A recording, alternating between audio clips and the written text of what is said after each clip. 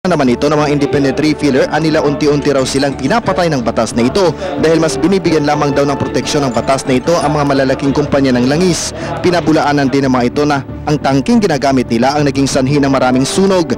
Hirit pa nila sakaling maipasa raw ang batas na ito, maaaring magsara na lamang ang kanilang negosyo at mawawala naman ng trabaho ang 200,000 mga empleyado.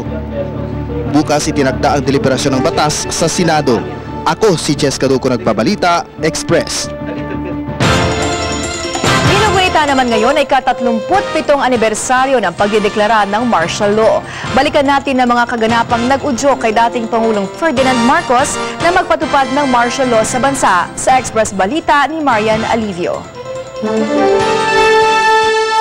Taong 1965 nang unang mahalal bilang Pangulo ng Republika ng Pilipinas ang nooy Senate President na si Ferdinand Marcos.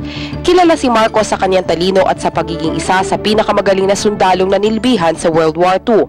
Nakilala rin siya sa kanyang pamumuhunan sa infrastruktura, edukasyon at sa pag-aanex ng teritoryo ng Sabah sa Pilipinas. Ngunit nakilala rin si Marcos sa umano'y pagkakasangkot nito sa ilang mga katiwalian. Sa ilalim ng 1935 Constitution, 4 na taon lamang maaaring maupo sa pwesto ang Pangulo. Ngunit po pwede siyang ma-re-elect at maupo sa posisyon sa susunod na 4 na taon. Kaya naman tumakbo muli si Marcos noong 1969 presidential elections na kanya namang napanalunan laban sa katunggaling si Sergio Osmeña Jr.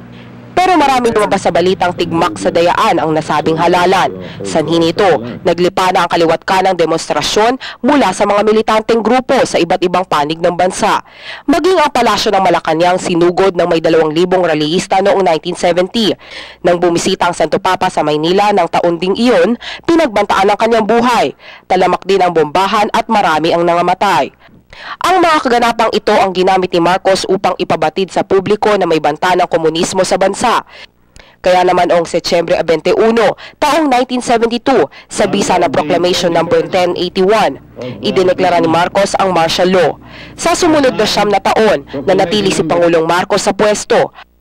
Ako si Marian Alivio, nagbabalita, Express. Nag-alay naman ang isang madamdaming seremonya mga kaanak ng mga nabiktima ng martial law sa bantayog ng mga bayani kanina. Nagsindi sila ng mga kandila at nag-alay ng mga bulaklak bilang pagkilala sa kabayanihan ng mga individual na nagbuwis ng buhay, matamasa lamang ang demokrasya mula sa rehimeng diktatorial. Kinilala rin nila ang karanasang ibinigay sa kanila ng martial law para magkaroon ng kamalayan hinggil sa kung ano nga ba ang makabubuti at hindi para sa bayan. Samantala muling bubuksan ng United Nations sa investigasyon nito hinggil sa pagkamatay ni Lieutenant Colonel Renerio Batalla ng Philippine Army bunsod umano ng kapabayaan ng isang UN doctor. Ito matapos makipagpulong si Defense Secretary Gilbert Chodoro kay UN Undersecretary General for Peacekeeping Alain Leroy sa New York noong isang linggo. Sa inisyal na investigasyon, nadapuan umano ng sakit na cerebral malaria si Batalla noong October 2007. Habang nagsisilbing military observer ng UN mission sa Sudan. Pero hindi raw agad naglapat ng kaukulang gamot ang doktor ng UN na nagresulta sa maagap na pagkamatay ng sundalo. Giit ni Chodoro, dapat lamang na managot ang sinumang may sala sa pagkasawi ni Batalla. Tuloy pa rin ang buhay para kay dating Comelec Chair Benjamin Abalos. Ayon kay Abalos, sinisigap niyang makapamuhay ng normal sa kabila ng mga kontrobersya mula sa NBN-ZTE Broadband Project. Sa katunayan, masayaan niya niyang pinagdiwang ang kanyang ika-74 na kaarawan. Ayon pa kay Abalos, tiwala siya na lalabas din na wala siyang kasalanan sa sinasabing maanumalyang proyekto. Halos dumoble ang bilang ng water districts sa bansa sa loob lamang ng 3 taon. Mula 360, mayroon ng 612 water districts sa malalayong lugar ng bansa. Ito ang inihayag ni Local Water Utilities Administration Chairman Prospero Pichay sa ika-36 na anibersaryo ng LOA kamakailan. 15 milyong Pilipino na di umano ang nakikinabang sa programang Murang Patubig ng LUA. Nagsusupply ng malinis at ligtas na tubig ang LUA maging sa pinakamamalayan ng probinsya. Patuloy din ang pagpapagawa ng laboratory kits ng luha upang matiyak ang kalinisan ng water supply na ipamamahagi sa 30 o 360 municipalities sa buong Pilipinas. Maliliit na ito ng mga water districts, no?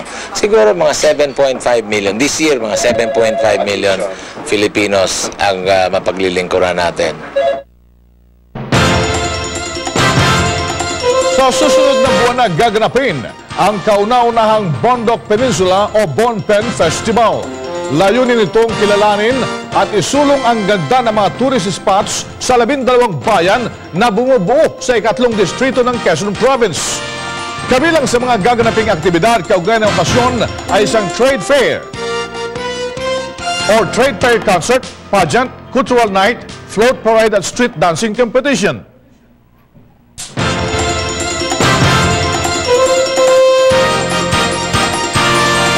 At sa ating balitang sports, nagsimula na magsanay si People's Champ Manny Pacquiao sa Baguio para sa napipinto nilang paghaharap ng Puerto Rican boxer na si Miguel Cotto sa November 14. Mismong si Pacquiao ang pumili sa lugar dahil mas pribado ito at makakatutok siya sa kanyang training. Nakabuo na rin aniya ang kanyang trainers na pinangungunahan ni Coach Freddy ng taktika para kaniyang matalo si Cotto sa kabila ng abentahan nito sa kanya. Pero tumanggi siyang magbigay ng detalye. Gaganapin sa MGM Grand Arena sa Las Vegas, Nevada, ang bakbakang Pacquiao-Cotto. At yan po ang mga pinakahuling balita na nakalap na IBC News and Public Affairs. Ako po si Precious Hipolito Castelo. Ako naman ang iyong katotong Bing Formento. Pansamantala kaming namamaalam at magbabalik bukas alas 4:30 ng hapon dito lang sa IBC 13. Mga katoto, mahalin po natin ang bansang Pilipinas.